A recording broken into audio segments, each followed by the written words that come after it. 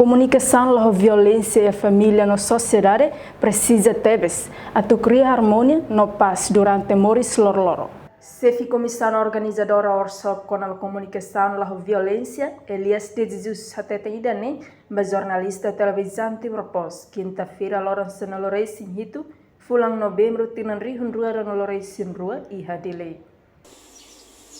Jovem sira, a comunicação lá violento né, importante los para jovem sira para abamberua sira bele usairane ba iha sira ne moris loro kare abamberua sira iha inisiativa rumah hodi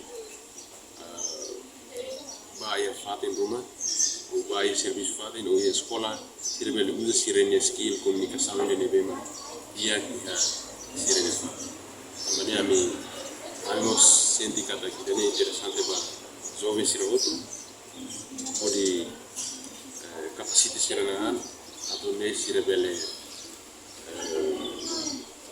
atene dia com sabe comunica rema o dia Tuir plano workshop ne se realiza dalla rua e a sala leitor na reading room dele. Workshop etapa primeiro se realiza sábado, Lourenço no Lourenço em fulang novembro, tinan rihun rua no Lourenço em rua. No etapa da rua que realiza sábado, Lourenço no Lourenço nem fulang novembro, tinan rihun rua no Lourenço em rua.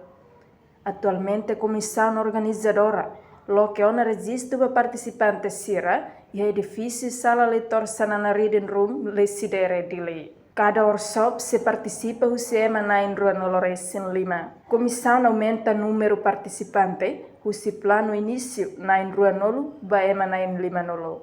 Entretanto, orador da workshop idane, Macaleone L. Freitas, neve remata estudo e a Filipina. Reportagem Prisca Sara Marciana Amaral, televisão Timor Post.